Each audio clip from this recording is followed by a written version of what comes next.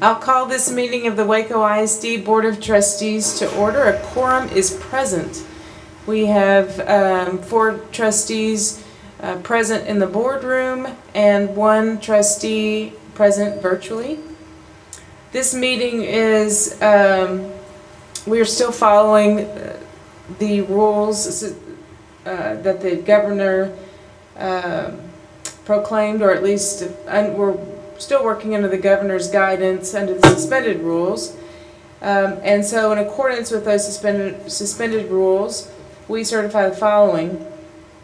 Members of the public may attend this meeting in person or watch it live, as in the past, on WISD TV channel 17 and online at wacoisd.org/live.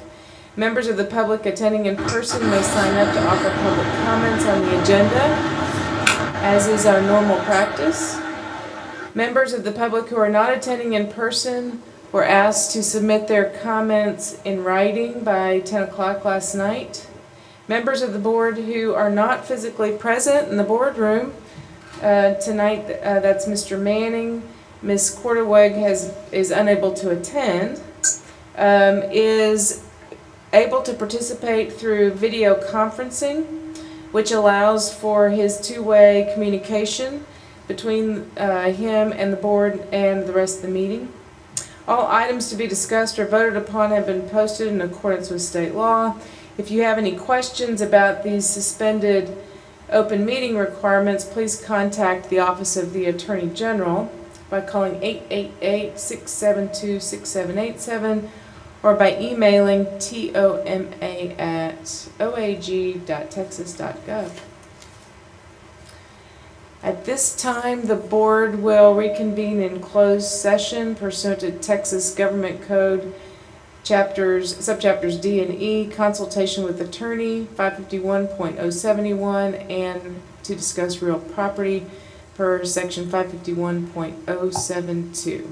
We will reconvene in open session, and I anticipate that it will probably be an hour.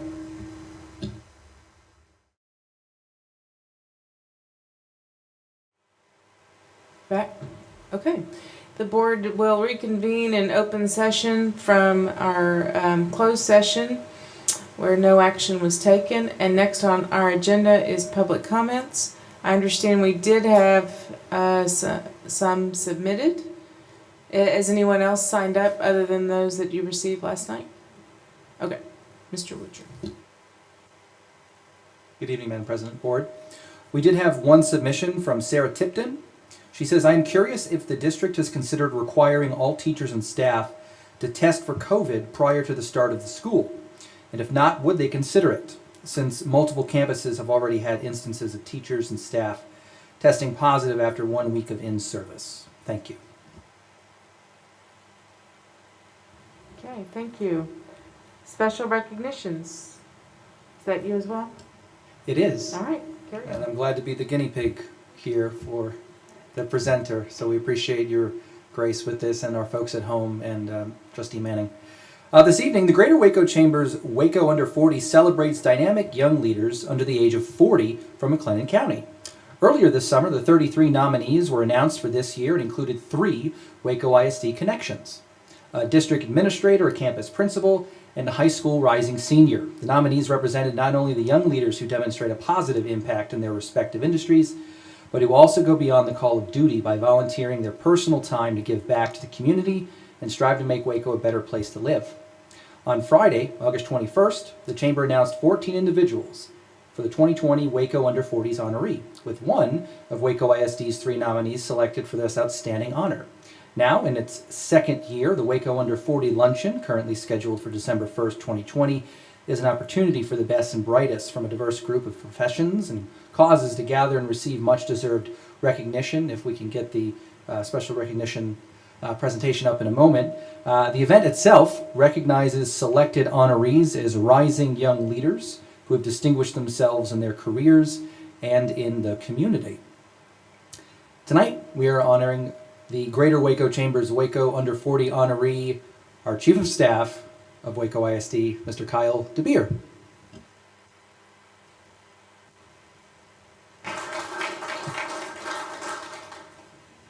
Okay, I hope everyone out there heard that. I was holding down the mic. Congratulations, Mr. Beer. Waco ISD's theme for the 2020-2021 school year is Empower All, Value All.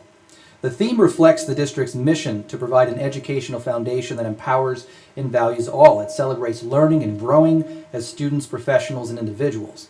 Waco ISD recognizes that when individuals feel empowered and valued, their ability to overcome challenges, grow, and succeed is strengthened. However, the district also recognizes that no individual or organization can thrive and accomplish their goals or missions alone. Oh, there's an awesome picture of Mr. DeBeer. Instead, we are at our best when families, employees, and the community join together to realize their shared hopes and dreams to empower and value all students and staff and support their future. Waco ISD is blessed to have scores of community partners who are deeply invested in the district's students, staff, and their success. Each month, the district is recognizing a community partner making a difference with the Waco ISD Award for Outstanding Community Partners. This month in August, the district is recognizing the Greater Waco Chamber of Commerce. They manage the LEAD program, Leadership, Education, and Development. It's a business and education partnership that pairs high school students with business leaders to foster mentoring relationships that educate and expose students to various fields. In business, in the 2019-2020 school year, nearly 100 students from Waco High and University High participated in the program. 12 2020 graduates from both high schools were awarded scholarships through their participation in the LEAD program, totaling $53,000. The Chamber also hosts the Leadership Waco program, which identifies potential community leaders and provides them with information about various facets of our community. Several Waco ISD leaders have participated in the program, with Dr. Rochelle Warren, our Assistant Superintendent for Student Services and Support, joining the newest class. Congratulations to her. Additionally, the Chamber partners with and supports the Greater Waco Advanced Manufacturing Academy and the Greater Waco Advanced Healthcare Academy, and their State of Public Education events have allowed Waco ISD leaders to participate in broader conversations across the community. Accepting the award virtually this evening, President and CEO Matt Metters and Director of Leadership Development Rachel Martinez. Congratulations to them as our community partners. And that'll wrap it up for this new kind of community recognition. All right, thank you. Dr. Kincannon. Yeah. Well, good evening to all of you. I have just a fairly brief update this evening on back to school and registration and activities around getting started for 2020-2021. At this time, we have approximately 11,000 students who've selected an instructional choice for this next school year. And for those who've not enrolled, we're assuming that they are going to be in person for planning purposes as we prepare class lists and master schedules the remainder of this week and next week. We expect a little less than half, or about 7,000 of our students, to start the school year in person, and that the rest will start remotely. And as our families have selected either in-person or remote instruction, they were committing to that choice for at least the first 6-week grading period. And they will have to notify us 2 weeks prior to the end of a grading period to change. And we expect that some of our families will change their selection that second 6-week grading period, and that the number of students in remote and in-person instruction will ebb and flow throughout the school year from one grading period to the next. And so regardless, it's going to look different with only about half of our students physically on campus. A smaller number of students on campus reduces the potential for exposure to the virus, and it makes it possible for us to provide more space between students in classrooms and hallways and other areas. And so together with the measures that we have taken based on the advice of local health experts, this will help make our campuses safer for everyone who is there in person. At this time, we're still planning to start the school year on September the 8th, with students learning both in person and remotely, depending on what their families have chosen. And we will certainly continue to consult with local health experts and monitor the public health conditions in our community. but it's unlikely that our plan will change at this point. However, if it does change over the next week, I will communicate that to you as soon as possible. Delaying the start of school until September 8th gave us more time to implement health and safety measures and gave us some really valuable time for professional development. And we've made the most of it. We could delay in-person instruction for a few more weeks, but ultimately the state is requiring us to provide in-person instruction for every family that wants it this year, and to provide in-person instruction 5 days a week for our elementary and middle school students. Without offering that in-person instruction, after a few weeks, we would not receive funding for more remote instruction. It's difficult to predict how the virus may spread in our community or how things will change in the coming weeks. As you know, it's been a fluid situation, and there's no guarantee that it will improve in the next month. And as we move toward fall, the cold and the flu season, it could get worse. So at the same time, we heard from our families that transitions in the spring were difficult. So our hope is that we can provide structure and support for our students by bringing those who want to come back in person back, and go ahead and establish our new routines early in our habits. I think it's going to be unavoidable to think that we might not have to change mid-course. And we might likely have to close at some point in this year and have all students working remotely, but we'll be able to work with that. So right now we're ready to start school on September the 8th with students both on campus and at home, and I'm really proud of our staff, all the good work that's been done to prepare for the school year, and I'm confident that it will be a great year in spite of COVID-19. And I just want to thank, I want to say this for Mr. Manning, he's not here, but and Josie, Dr. Gutierrez, we are down to 2 hires. We're down to 1. We only need 1 teacher, critical position to start our school year, and we're really proud of that. Dr. Gutierrez has worked really hard. She said she was going to get us there, and we're almost there. So I think we need a Spanish teacher at Waco High School. Is that right? That's it. And so that's all I have this evening, and thank you all for your support. I can't remember a time when we've, can anybody remember a time when we have had 1 opening? It's amazing. Thank you. Thank you for your work. All right. She's set on getting to 0, and so we're really hopeful that will happen. Thank you. Very nice. Okay, public meeting to discuss budget and proposed tax rate for the 2021 fiscal year. Ms. Davis.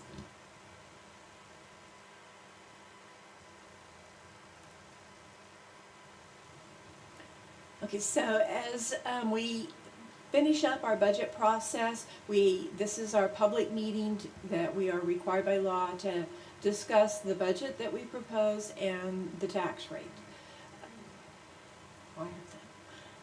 This is going to be tricky.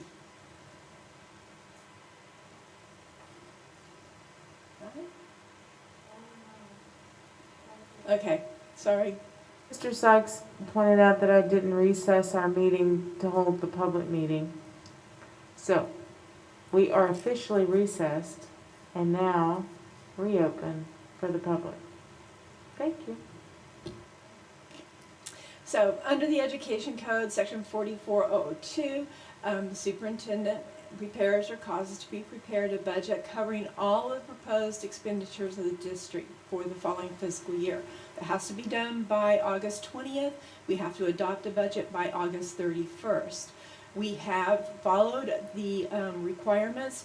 There is a summary of the proposed budget as compared to the prior year's revised budget. It is posted on the district's financial transparency website on the district's website. So you can find that there. It's been posted since the meeting of the 13th, and so it's been there for the 10 days.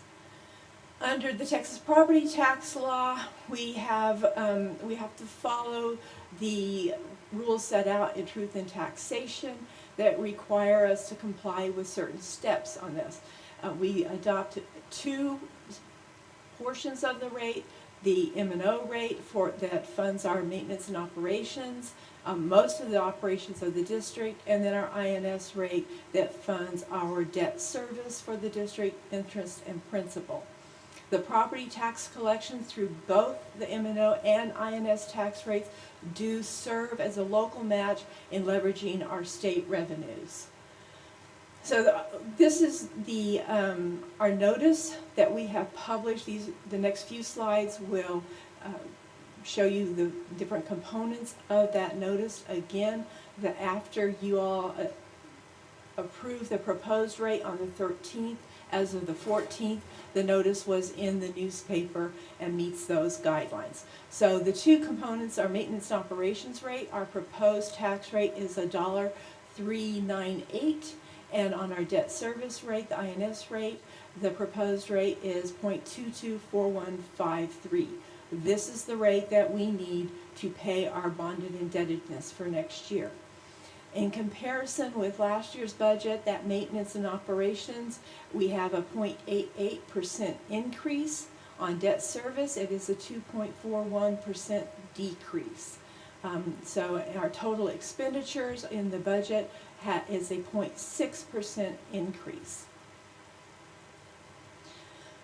Our appraised value of property, as reported, you see the preceding tax year of $9.6 billion compared to the current tax year of $10.1 billion. We have new property, very similar between the 2 years. Last year our new property was $76.9 million, and this year it's $77.1 million. Total taxable of all that property, $6.1 billion for the all property, 6.4 for the current tax year. And then the taxable value of that new property, a little bit difference you see here from the preceding year. More of that new value was taxable at $75.2 million. In the current year, only 69.9 of the 77 was taxable. That is because there were some additions, I think particularly at Baylor, that added to the total value. On our bonded indebtedness, we have still outstanding $134 million in bonded indebtedness. That's the outstanding principal. For the comparison of the tax rates with last year's tax rate, you do see the local revenue per student. Last year's rate generated $5,465, and the state revenue generated $5,718, I believe that is. And then our rate to maintain the same level of maintenance and operations and pay our debt service. Debt service is the same, but maintenance and operations to maintain at the same level as last year would have been $0.01308. We did have some increases, of course, in the budget for salary increases and all, and so we are proposing a rate of $1.398, which is within what our rollback rate. So the average market value of our residences last year was $141,000. It's up $10,000 to $151,000 this year. And the average taxable value was $107,000 last year, up to $117,000. So about a $10,000 increase in both. Last year's total tax rate was $1.30. This year it will be $1.26395. That is about just under 3 cents less than last year. So the average taxes due with that increase in taxable value, the average taxes on it were $1,393 last year. It'll be $1,485 this year, which is a $92 increase, annual increase in the average tax bill. So then our voter approved rate under Truth in Taxation in the calculation is that $1.263,953 that we are proposing. Our official budget is made up of three different budgets, three funds. The general fund, which covers most of our general operations, the child nutrition fund, it's our food service program, and our debt service program. Estimated revenues, you can see here, in the general fund, 160.5 million. Appropriations were 165 million. We are budgeting a decrease in fund balance for this coming year, 4.5 from operations and an additional 664,000 in operating transfers for a decrease of 5.2 million. Our beginning fund balance, which is larger than it normally is because, as we talked during our budget proposal, we have shifted 10 days worth of teacher salaries out of the current fiscal year into next year, which results, so about 4 million of that deficit is due to that shift in salaries. It'll give us an ending fund balance of about 44.8 million expected by the end of next year. Food service, we are also looking at a deficit there. We have budgeted revenues very conservatively, down about 3 million from what we normally would have, right at 7 million, 8.1 million in appropriations there, with a budgeted decrease of 1.1 million. We do have an excess fund balance in food service, or had one at the beginning of this past year. We drew it down some this year due to lower participation and not a reduction in cost really to do the curbside feeding, but we are still expecting to have a $1.3 million fund balance at the end of next year. Debt service, again, 15.4 in estimated revenue. This does include the pass-through for the TIF, and 15.1 in appropriations. Again, the offset for the TIF is in that number. So it'll be a small increase in our fund balance of about 289,000. Normally I would probably do the tax rate a little bit tighter than that, but we've had some lower collections this past year than we normally do. We normally collect at 98-99% of our current collections. They were only at 96, only certified at 96. So we are expecting a little bit less revenue than we might have seen in the past.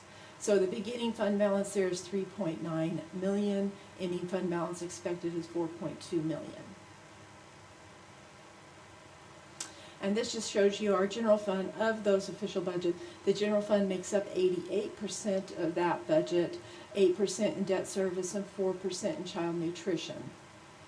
Our local and intermediate source revenues, we had reached a point that our local revenue was exceeding our state revenues by quite a bit.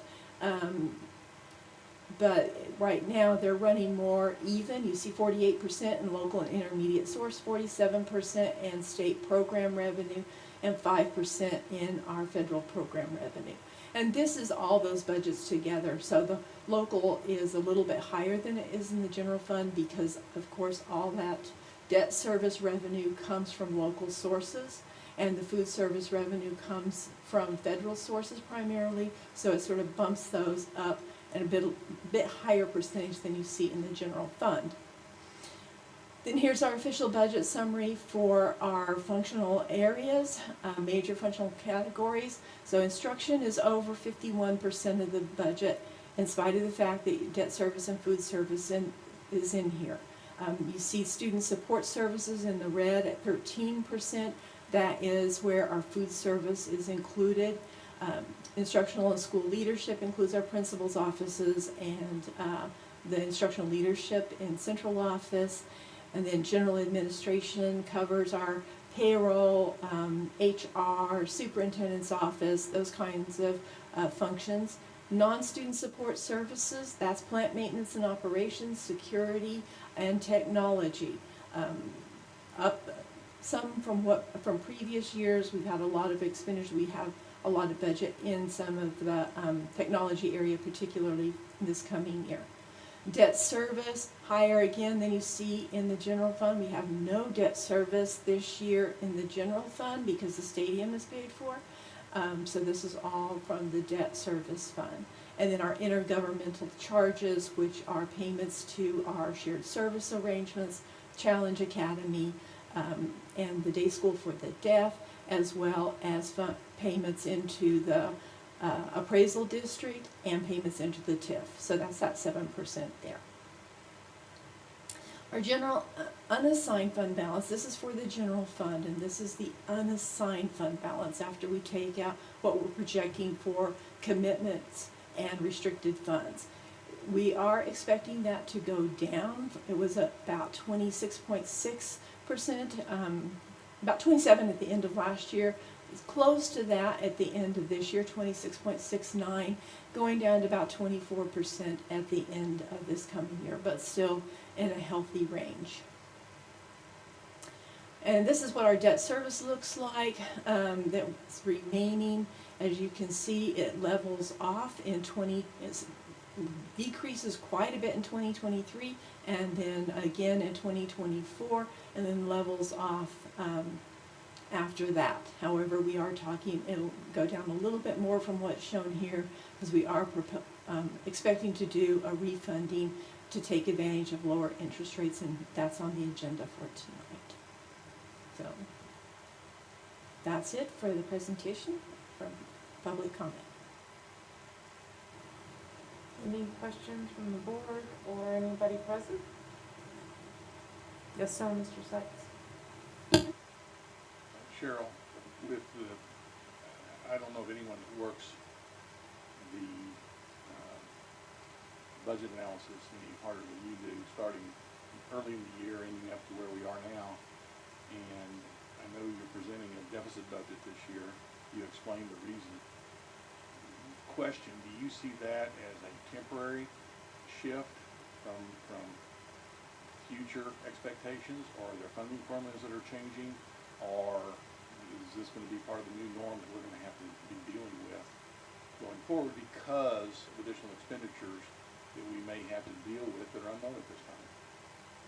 Well, I think for this coming year, it's very unknown. I mean, it's going to be hard to say what our attendance is going to be and whether we'll generate the revenues that, I did take our projection of revenue down a couple percentage points, expecting a little bit lower attendance. It's hard to know what costs we're going to have. And as we look at some of the requests come in for personal protective equipment and disinfecting and all, it's, voluminous. And so it's hard to know this year. It's a legislative year, so they will be looking at funding formulas again. I'm not expecting something radically different. They did a radical change with House Bill 3 in the last session. I don't think it's going to be different. The state's got a problem, funding-wise. They've had a shortfall that's been plugged by the federal funds, the ESSER funds. We know there's been a lot of complaints that with those federal funds that the district didn't really get new money. Well, we didn't, not with those funds, but we didn't lose that $4.9 million from the state as far as I'm concerned, and we have before. And so I feel that we were made whole with that, maybe not made whole to cover all of our new expenses, but it's one of the reasons when you have a healthy fund balance, you can weather some of that too. So I think this is temporary for this coming, like everybody, I hope this is temporary, right? That we don't I'm a run into little this. less optimistic about the legislative session and what might happen to us, and as I think are a lot of superintendents across the state because of the impact of COVID to the state's budget, but that really is yet to be determined, and so we just don't know what the future holds. The largest impact was that shift that you mentioned in this deficit budget. Yes, but again, one of the other things we talked about when we presented the proposed budget was we did not have money for maintenance projects, and technology's taken care of with the ESSER funds, but maintenance projects and bus replacement were the two major things I think we had to not fund at this point. Still out there with it. Correct. Yeah, okay. Thank you, Cheryl. Anything else? Okay. Thank you. Next on our agenda is our consent. Oh, thanks, Alan. That closes the public hearing, and we will reconvene. The meeting is posted. Next item on the agenda is the consent agenda. I have been asked to pull item 8A, which are the budget amendments. Is there any other item on the agenda that any member of the board wishes to pull for further discussion? Seeing none, we will proceed with the consent agenda as presented with the exception of item 8A, and I'll entertain a motion. Madam President, I'll move that we accept the consent agenda with the exception of 8A. Thank you, Mr. Sykes. A second? Second? Thank you, Mr. Dupuy. Any further discussion? All those in favor say aye. Aye. I think that passed unanimously. All right, 8A, there had been a request for more information about the amendments, especially considering the size and just that they're so unusual. And if you have particular questions, or if you just want, yeah, it's just a lot of money. So if you could. Yeah, because we've kind of been over this before. The big one that's taking the 3.9 million or whatever out of fund balance is that the revenue from the ESSER. This is going to be replaced with the ESSER funds because we have to account for those in a special revenue fund. So what we're going to do is we have to reduce our foundation school program revenue in the general fund by $4.9 million because they're going to take that back from us. And then we're going to get $4.9 million in the ESSER funds. And that will be accounted for in a special revenue fund. So the offset to that right now, we have currently, and this is as of when I did this amendment, I went through and looked at all of our orders for computers and all that, our eligible expenditures under the ESSER funds. And so that's what I'm amending out of the general fund as well, and we're going to be moving those charges over to the special revenue fund. Now, some more of those may come in by Monday, because I think we've gotten some more equipment in, and so I maybe didn't move quite enough of the expenditure budget out, but those ESSER funds will be available for us to spend through, I think, September of 2021.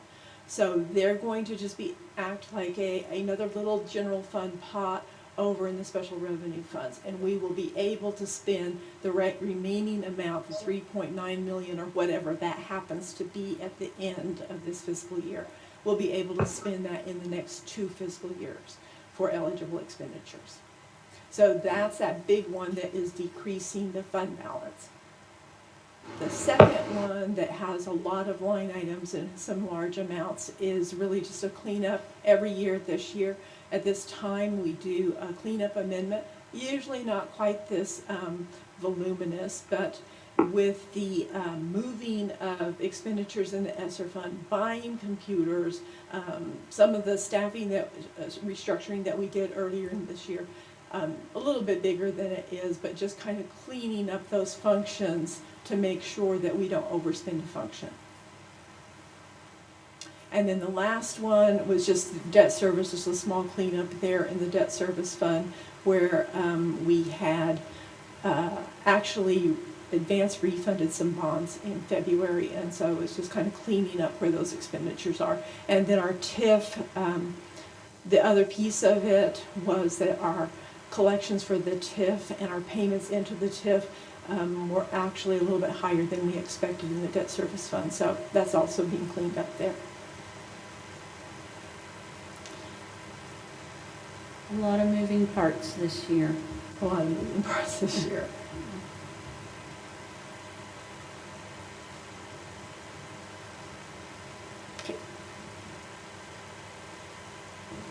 Okay, so unless anybody else has any other questions, I'll entertain a motion to accept item 8A as presented. Thank you, Mr. Dupuy. Second. Thank you, Mr. Sykes. Any further discussion? All those in favor, say aye. Aye. Passes unanimously. Thank you. Mr. Trailer, I see you're on our Zoom. There you are. Hi, good evening.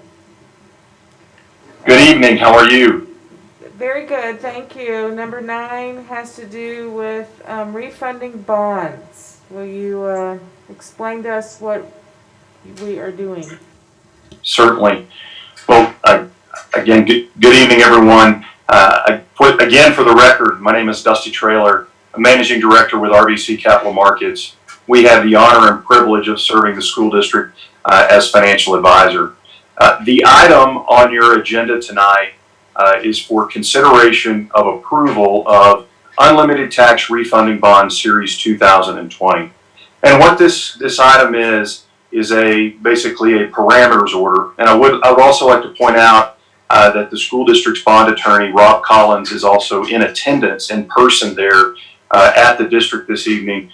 Mr. Collins actually worked closely with myself, Ms. Davis, to help draft the parameters order that's before you this evening. This order tonight seeks to give authority to the district to refinance certain of its outstanding bonds. As I think you are all very well aware, one of the things that we've faced here with COVID-19 is a very rapidly decreasing interest rate environment that we found ourselves in since COVID-19 came to us back in March. Interest rates actually spiked very much at the beginning of March, the beginning of April. Rates came down quite dramatically. And so what we have here is the opportunity for the district primarily to refinance the Unlimited Tax Refunding Bonds Series 2015.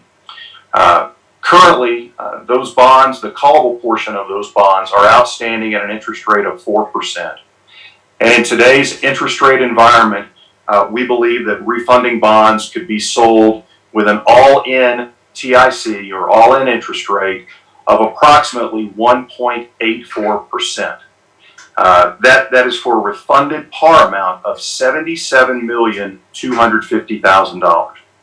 And in today's market, that would generate debt service savings of approximately $8.353 million. And if we look at that, that's not a windfall amount.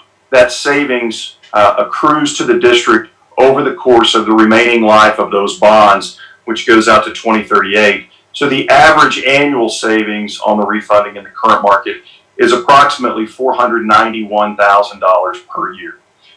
On a present value basis, that saving is about $7.1 million. Now, in our analysis, we looked at this and looked kind of at a range-based approach. If interest rates were to decrease by another 0.25%, we think that total savings could go from $8.35 million to approximately $10.96 million. Conversely, if rates were to increase by approximately 25 basis points, or 0.25%, we would see the savings go to about $5.7 million from the $8.353 million. So this is very much akin to you or I refinancing our home mortgage in the event that we have a higher interest rate mortgage and have the opportunity to go out and take out a lower interest rate mortgage. Just the opportunity to take out that mortgage at a lower interest rate. This does not extend the final term of these bonds. These bonds would still have the final maturity date that's already set.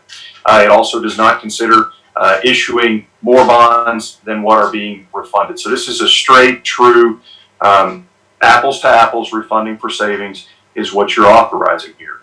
One of the things that I would like to point out is we go back and look at the history of Waco ISD. You guys have been very diligent about making sure that you also manage the INS portion of your house. I just heard you talk about, had the budget presentation, talked about various components of the budget. Waco ISD has historically been very active in not just setting and forgetting the INS portion of your budget. You have undertaken, if we go back and look, you go back to 2010, you've undertaken a number of refinancings. And if we were to combine this refinancing with those that you've already undertaken, the actions that Waco ISD administration and school board has taken, this would provide interest rate savings on all those refundings of over $25 million if we add up all the actions you've taken since 2010. So I applaud you for being proactive in making sure that you manage the INS portion of the house. So we think that getting the parameter order in place is a prudent decision. What it does is it allows us, along with your administration, bond counsel, to get moving towards preparing the offering documents, obtaining the permanent school fund guarantee that's needed, and then visiting with the rating agencies. Once those items are in place, we can then get out into the market to actually sell the bonds and lock in the savings and hopefully capture the interest rates available to us now. Very good, thank you. Do you have anything, Mr. Collins, to add? Okay, all right. Anybody have any questions?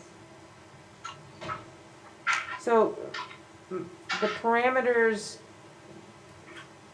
you think their savings are somewhere between 5.5 million and 10.6? 5.5 and 10.6 million based upon kind of the range of where we are in current market. Now, the order that Mr. Collins put together, I believe the analysis that we're discussing here is based solely on refinancing that callable portion of the Series 2015 bonds. However, there are other bonds in the district's portfolio that might ultimately make sense to refinance. So in Mr. Collins' order, he allowed for the flexibility to potentially add additional bonds if rates justify it. Okay, good, thank you. Does anybody else have any questions? Okay. I'll entertain a motion to approve the item as recommended. So move, Ms. Thank you. Eh, I'll take the motion from Ms. Houston, a second by Mr. Manning. Is there any other discussion? Okay, all those in favor say aye. Aye. Any opposed? Carries unanimously. Thank you, Mr. Collins. Thank you. Apologies for not recognizing you to begin with. Thank you, Mr. Traylor. Great to be with you tonight, and I hope to be able to be with you in person soon. Yes. Thank you. Next is an item we've been talking about now for quite a bit. The adoption of our budget from 2021. Ms. Davis went through that in our public hearing. Does anybody else have any additional questions? Okay, I'll entertain a motion to approve the budget as presented. Thank you, Mr. Dupuy. Second. Thank you, Mr. Sykes. Any further discussion, questions? All those in favor say aye. Aye. Any opposed? Passes unanimously. Thank you. Next is resolution adopting the tax rate for the 2020 tax year. I know that the law requires first we adopt the budget before we adopt the tax rate, and they must be considered separately. So that's why we have a separate item for our tax rate.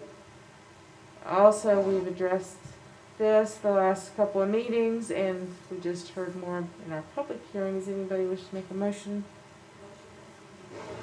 Oh, and somebody, whoever makes it, needs to make the, thank you, Ms. Davis, because I don't have that in front of me. The motion needs to be read as presented.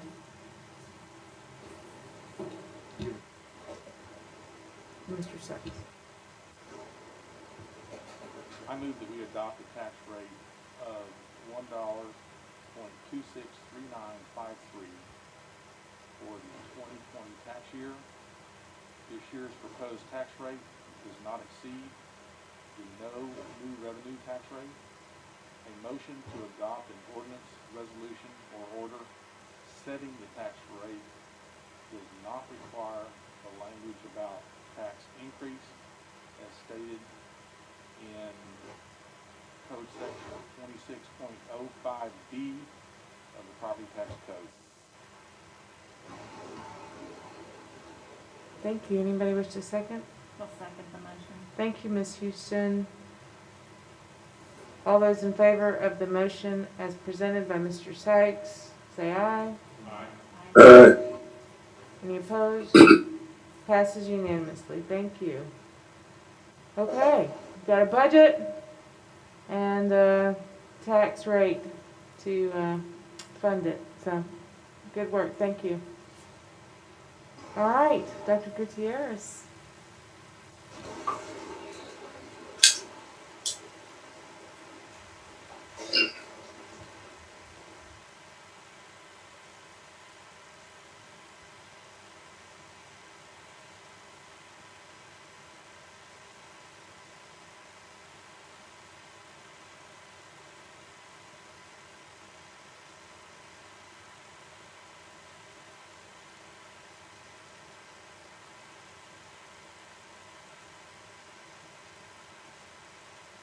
You have to you have to hold the button down on the mic.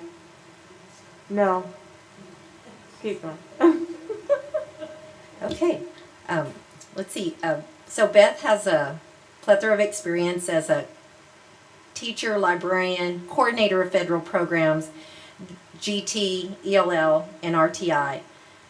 She has a bachelor's degree from Baylor University, a master's from Sam Houston State, and a doctorate from Texas A&M College Station in Curriculum and Instruction. So this evening, I ask you to approve the contract recommendation as presented. Thank you. Is she present tonight? Good. There's my view's blocked, so I don't want to miss someone who's here. Okay. I'll entertain a motion. I move that we accept the contract administration recommendation as presented. Thank you, Mr. Sykes. Thank you, Mr. Vidania. All those in favor, say aye. Aye. Aye. Passes unanimously. Thank you. Thank you. Mr. Allen, review and discuss technology department update. I have been watching the work of the technology department over the summer. It is phenomenal. We are so glad that you joined us this spring and excited that our teachers have new laptops, our kids have devices, we have new hotspots. Yeah, and we've got training. But it's your update. It's not mine. You're doing a great job. So go ahead. He is doing a great job. Thank you for recognizing that. Thank you, Madam President, Dr. Kincannon, members of the board. It's my pleasure tonight to kind of bring you up to date and up to speed on some of the things that we have been working on since I've gotten here, and I kind of wanted to just really say thank you for bringing me on board and giving me this great team. This technology team that I have is an amazing group of people that work hard daily for the success of students and making sure that our teachers have what they need to give instruction and make sure that we are on the right track, especially in the current environment that we're in. We want to start the presentation. Thank you. I was about to point out the wrong slide up. Wrong slide.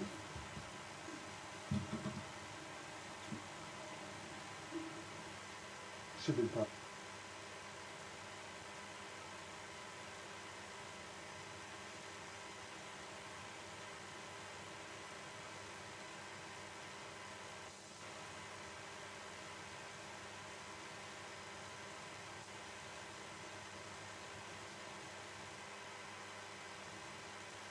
Thank you, Jesse. That's helpful. Thank you.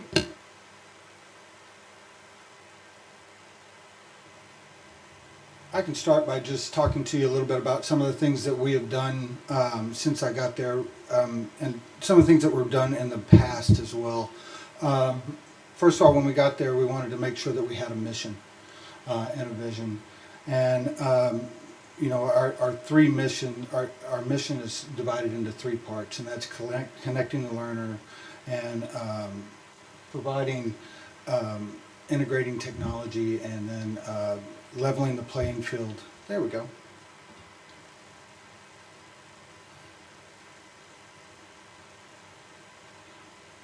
And promoting digital literacy, which is instructional technology.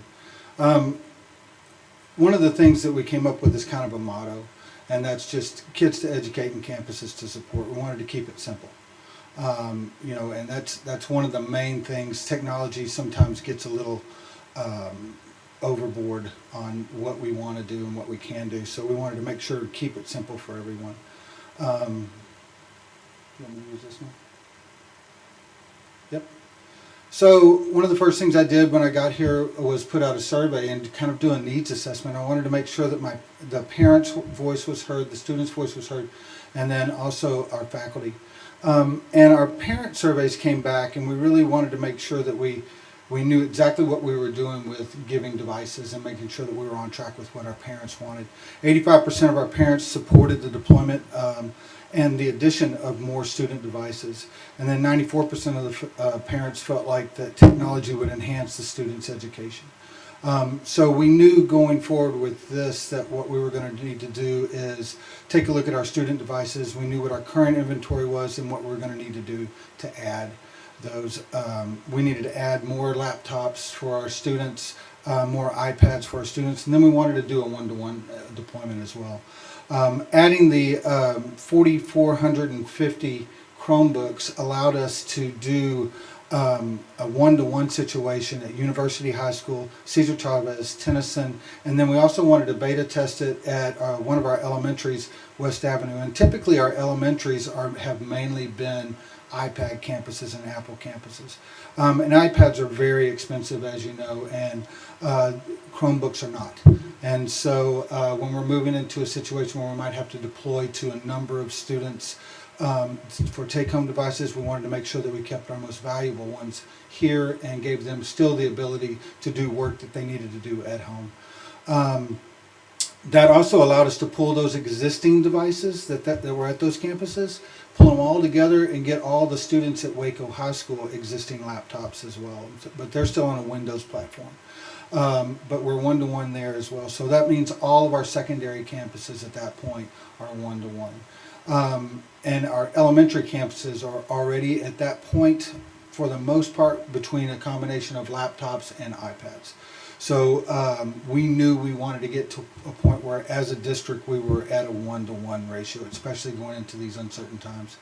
Our connectivity, we know that in March we bought 500 T-Mobile hotspots to help out. Operation Connectivity came along at the exact right time for us from TEA. We were able to purchase another 2,200 T-Mobile hotspots, which came in yesterday. We were able to expedite that process. I've been working with T-Mobile, wanted to get on the forefront of it. Everything we did, Dr. Kincannon, Ms. Davis, everybody, we were so in sync with making sure that could happen with the payment and getting everything to Region 4. They could turn around and get those bulk orders to us in a hurry. And the addition of 2,200 hotspots is going to be an incredible amount of connectivity for our students. We also bought 6 of the Smart Bus internet connectivities. I'm going to be working with transportation on that. We've got to get these up and running, but what they'll do is they'll tie into a bus on the batteries, and it puts out a signal, pretty much like a hotspot, but for the masses. And so we'll park a bus in an apartment complex and allow students to get on from that point as well. And we've got 6 of those for 6 apartment complexes to be named.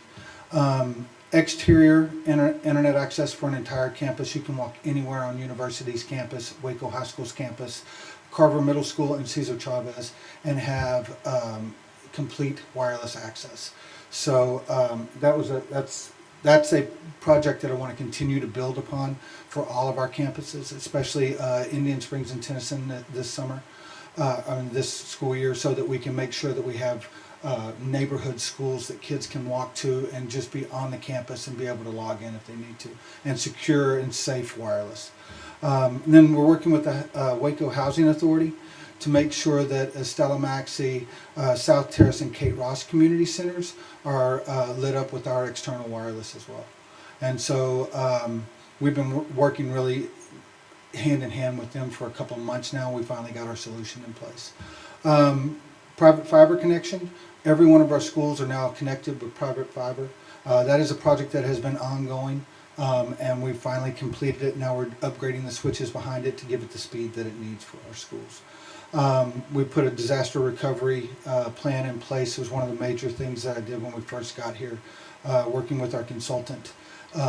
We didn't have a backup and recovery program in place, and so that's kind of, to me, unacceptable, especially when you have mission critical software and data that needs to be backed up nightly, and then others that only need to be backed up weekly, and then others monthly.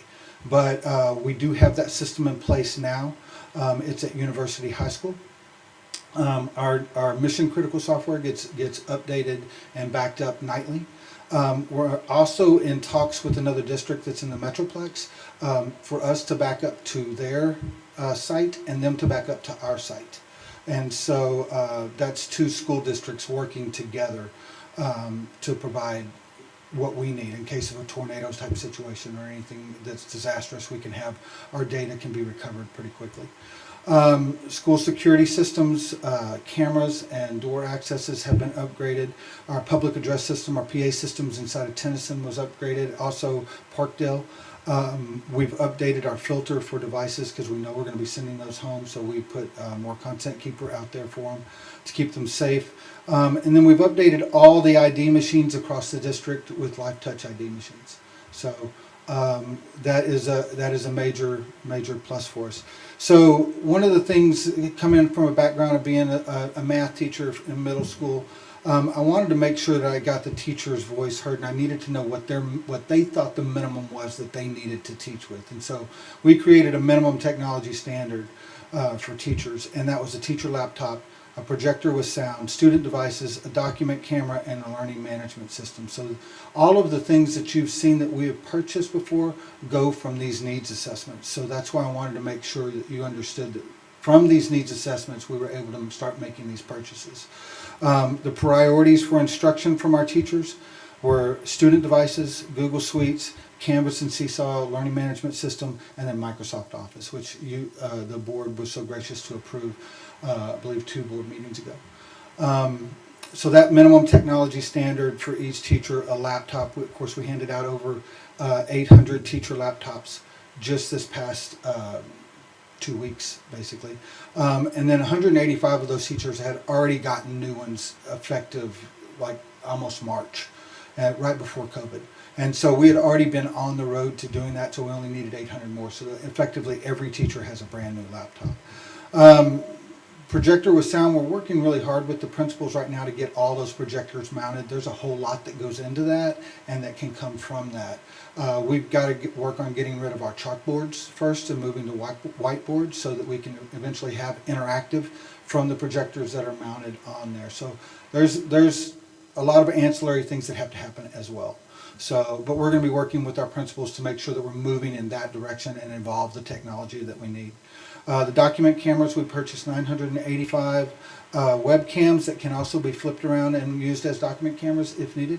But they're also high quality 720 HD cameras that can have a mic on them and a directional mic that they can be doing an experiment in their classroom and then also be recording on their Zoom. The student devices, of course, we've purchased a lot more of those. High-speed internet access and connectivity. Wi-Fi is now solid throughout every campus. And then the exterior ones at the 4 that we mentioned before. Staff development, I'm really, really proud of this TCEA project. Miguel and I have worked a long time together. I called him up and said, hey, I need something. What do you got? And he said, I got these things for you. It's a Google One certificate. It's a certification course. You don't have to complete the certification, but you can. Google 2, Seesaw and Canvas, and then our own Lisa Monti actually put together the effective remote instruction module that all the teachers also had completed. Some of the future courses we'd like to keep going with that are, there's another course called the Chromebook Classroom, which if we're moving into Chromebooks, we want to make sure that we give them some opportunities to do that. The remote instructor is another one of them, and then Google Trainer. I want these people that have completed and taken their Google 1 and 2 to move to the next level and be our rock stars and help train our other people, especially next year. We'll go through attrition with the number of teachers that leave and come, and when they come in, they're going to need help, and we're going to be able to support them with that. Learning management systems, Canvas, secondary schools, 6th grade through 12th grade, every teacher has a Canvas account. We are still working with getting that synced up, but we got that out to them this week. And Seesaw, all the elementaries have them, have the ability to have a Seesaw account, whereas before I think we only had two individual campuses that were using Seesaw, but now all of them have that. And then professional Zoom accounts, which allow them to record in the cloud. Allows us some security measures on the back end of that. I can go in and put a whole bunch of restrictions on there, like they have to use a waiting list. They have to say there's a password. They have to record into the cloud and not onto the device so that they can actually download it later and people can view it. There's the virtual backgrounds can be imposed by me and the administrators in the background so that we can make sure that we're secure and safe and we can really learn from what others that went first did wrong. So, and then also the Office 365 accounts, and those are going to be really, really beneficial to our students. The actual software that we bought, the level of agreement that we have with Microsoft, allows everybody that has an account with Waco ISD to download up to 5 times on 5 different machines. That can be an iPad, that can be a device at home, but they have 5 different downloads that they can do for that. And that's really basically it. I really, really want to thank you, and I feel so blessed to have walked into a situation with the team that I have in place. They are rock stars, and I love them. They're great, and they are doing a fantastic job under extreme situations, and they are handling it and making it happen for us. And I'm open to any questions that you guys may have. Does anybody have any questions? I don't have any questions. I just want to say thank you for getting this up and running as quickly as it has really been up and running through the spring and the summer, and now when we really need it, people will be able to hit the ground running. So I'm excited that we've got this capacity, that we've got all the training going on, and that students and teachers are going to be able to access it kind of wherever they need to. So that's great. The work that has been done is just huge to help us move along with our asynchronous plan that includes some synchronous instruction. I just want to mention that, Jerry's on top of things and is closely monitoring what's happening across the state with opening of schools. One of the biggest things we've seen are technology glitches, and I think some of those things are in school districts' control, and others things that are happening in our system type problems where systems are overloaded that a school district can't control, such as learning management systems crashing and that kind of thing. So we think we've done everything possible to be prepared for the start of the new school year. We've been diligent in paying attention to what's happening all across the state, and we feel really confident about where we are. And I just want to say thank you to Jerry and his team. Jerry came late at the end of May, but our technology team started in March when COVID hit, and we scrambled. We scrambled to get devices out to students, and we've recovered, and we've gone beyond. And I'm really pleased with how far we've come, and if there's any good in what's happened with COVID, this might be the thing. It's really brought us up to speed, and we've made a lot of progress in technology. So, thank you. And you might want to address what you're hearing about technology and anything you're worried about with the opening of schools. Well, there's a lot that's out there right now. I mean, and I will tell you that, you know, we can plan for it and we can make sure that we are on top of it. And, you know, thankful that the board and Dr. Kincannon didn't allow us to go first. You know, we are learning lessons every time that there's a newspaper article. I'm forwarding it out to my guys and we're saying, let's look at this, let's learn from it. You know, I'm an educator, and so I like to educate the people that work with me. And, you know, I get feedback. The more eyes and ears that we have on things, the better off we are. And my team is really, really, really focused on trying to do as much as we can to keep us out of the papers. I don't know that that's going to happen. You know, fingers crossed we won't. But you know, there could possibly be a glitch that we have. You know, North San Antonio, Zoom went down and it crashed everybody. You know, and you think about a big corporation that's selling at, you know, $270 a share, and then they have a major crash. You know, that's because these are unprecedented times. And when you think about the times that we're in and the amount of stress and strain that's going on onto the networks, you know, putting 7,000 students with a device each on their hands and then going at home, that's going to put in a tremendous amount of strain, not on our network. Our network is fine, but on AT&T and on Charter and on all the other ones. And it could be a lag time between the time that they get it. We're going to send it back here, that's called proxying that traffic back to us so we can make sure that it's safe and filtered, and then going back. So there could be some delays, and yes, parents could say, hey, my computer is faster on my internet than my student's computer. It's also probably got a whole lot better processor in it than these student laptops do. These student laptops are built for the masses. Chromebooks are built for the masses. They're built for turning in work and helping to type work and get things turned into teachers on learning management systems. So they're not meant for high-end graphics or AutoCAD or things like that. So, you know, there could be some glitches, but, you know, we're going to handle them and get them fixed as soon as we can and as soon as we find out about it. I believe you mentioned disaster recovery. Sure. Did we have a plan that you reviewed and updating, or what did you find? I did not find a plan, no, sir.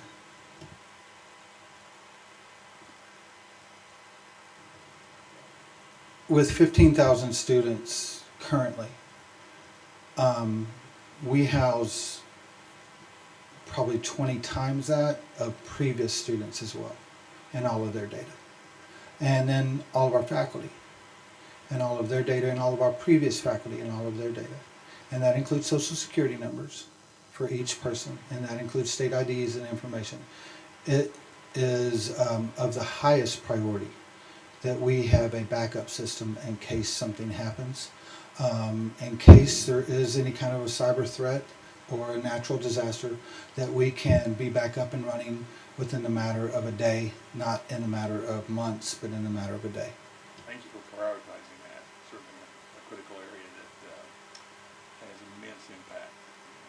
Should something happen, we call it cause disruption. So thank you. I have to say it's the first time in a really long time that I'm not worried about our technology. And I know I have a lot to be worried about. So that's saying something, but I mean, I think, you know, we don't know what's going to come, but I feel like for the first time, we've kind of got a handle on where we are and where we're going. And whoever thought that we'd almost be 1-to-1. Yeah. So it's a over silver almost lining of this overnight. whole crisis. You know, our priority is high quality instruction, and this year that has to be with technology. And so I'm really pleased that Jerry spearheaded getting the professional development. We had some 850 teachers, is that correct, who completed all 4 courses. and so from TCA. So And thank you guys so much for doing that for our teachers. And, as an instructional technologist, I hate that the situation we're in is what brought technology to the forefront of it. But at the same time, for years we've been pushing that this is a way to go. And, thankfully, we are here, and next year is going to be even better. And then next year we'll just keep the evolution of our technology plan in place and keep moving forward with technology, assisting with instruction and making sure that it's high quality and needed. There are some things that you'll probably hear about that things that teachers are used to doing that are brand new technologies that are only built for the class, and so we're having to do some workarounds and some emulators and things like that. For example, math calculators and things. We may have to take a step back to get a calculator emulator on a device, but it's where we are with COVID. Everybody's in the same boat right now. So I'm really kudos for getting that Microsoft Office suite on student devices, because a lot of kids don't even know how to use Word or Excel, which I think are really basic skills that everyone who goes into the workforce needs to have some working knowledge of. But the times have changed, and so I'm really happy to see that our kids have that on their devices, and maybe with more work with the computers, teachers can help kids learn how to operate those programs that are so critical for every job. So yes, thank ma'am. you And for that. they'll be teaching that in our BIM classes too, our business information management classes, and so Really good. that Office 365 online is really, really important for instruction in that class. I think we'll still. Mr. Speaker, Hey, Mr. Mr. Manning, I'm Speaker. sorry. Yes. Yeah, I got a question. Sir, what, briefly, I don't need a long explanation, but what are we doing in the area to make sure that security on all our devices and we don't get hit with the spam or what they call it, phishing or whatever? People open up erroneous or bad emails. Well, House Bill 3834 mandates that we have every teacher and every employee in Waco ISD must take a training, which is a cybersecurity training, and we push that through Safe Schools, and they're in the process of completing those right now. With our students, what I'd like to do is begin with a group of seniors and really get them started on that and have them go down to the lower grades and keep talking about it with them. But we also have all of our teachers that will continue to force that with them as well. The Gmail suite that we use also has very good filtering in the background, and we can push out a lot of stuff to the students that way. Did that answer your question, Mr. Manning? Not particularly. That's okay. I get with you.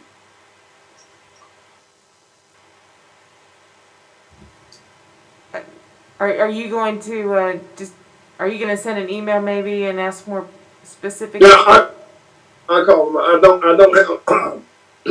I took 2 classes from TEA on that cybersecurity, but I don't have my notes in front of me. So I kind of need to find my notes so I can ask. There's a couple of questions I know that we have went through that I want to make sure that that we are covered. But like I said, I don't have my notes. I need to find them. When I find them, I'll probably send an email or make a phone call. Yes, sir. I look forward to it. Very good, thank you. Yes, the board had to go through the training as well. Yeah. Okay, thank you very much. Mr. DeVere, you're up.